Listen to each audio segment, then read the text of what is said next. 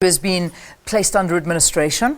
Well, if you are under administration, you need to be aware of unscrupulous administrators who abuse the process by taking advantage of you.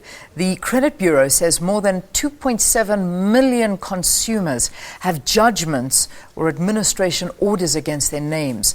So what does this all mean for a consumer who has landed themselves in this whole mess, one could call it?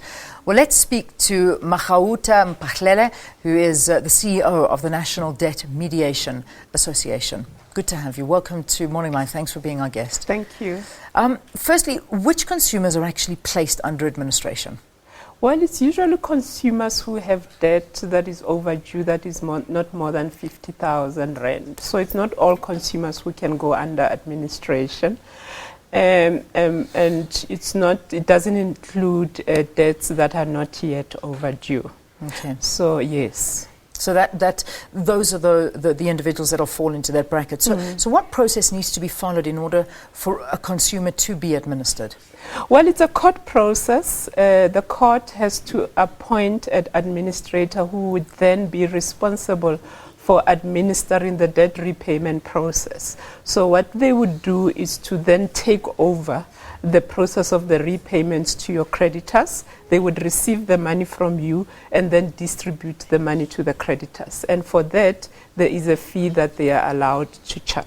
Yeah. Now, like if a consumer finds themselves in this position, what should be their next move? What do they do? A lot of consumers get into the process without really knowing what they are getting into. Yeah. Because, the way some administrators advertise is that let us reduce your debt, pay 50 rand instead of 500 rand, which is true. But the reality is that you will spend almost the rest of your life repaying the debt if you also include the fees. So it's quite important that consumers inform themselves, and that's where our national helpline comes in.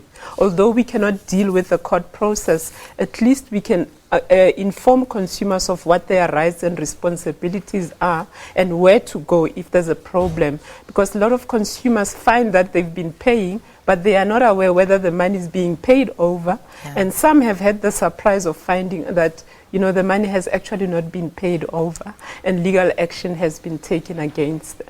Yeah, it's so unfair. I hate to hear stories like that because, you're paying this money and you're just getting deeper and deeper in debt. That's all that's happening. And your name then, of course, gets blacklisted and you don't want that. Yeah, that's why it's quite important that consumers understand all the options that are available to them when they are over-indebted. All right, let's talk about those options. What are the options they have available? Well, the first one is a self-help option. Okay. What can I do myself? Because you have the right to approach your credit providers and say to them, I know I had an agreement with you, but for the following reasons, either a retrenchment, a maternity leave, or somebody being sick in the home, or for some other reason your income has reduced to an extent that you cannot meet your monthly obligations. Credit providers are willing to reduce the installments, to negotiate with you until such time that your circumstances change. Yeah. So you can do that, work on a budget, and then present it to say, this is my income, these are my expenses, and this is what I can afford. How can you help me? How can you help me? So once you've done that, and that's your first step. Yes. But a lot of organizations, they want their money back as well, and they do want some form of money. Yes. They do want that. Then what do you do? Well, if you stick to the arrangement, because usually they would reduce by extending the term. Let's say you were supposed to pay for 12 months. They can say, okay, we'll give you an extra 3 months, 18 months. Then that reduces the monthly installments. But if that doesn't work, where you've also reduced your expenses and made sure that you stick to the essentials, if that doesn't work, you also have debt counseling.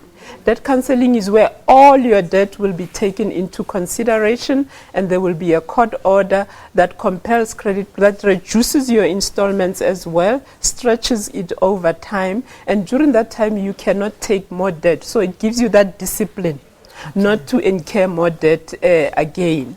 Until you are rehabilitated. At the end of the process, you can get a clearance certificate. All the information related to you being under debt counseling can then be removed from the credit bureau. Right. But there are also some people where if the credit provider has already taken legal action against you, some of that debt cannot be included, but can be included with negotiation. Just finally, before I let you go, you mentioned a number.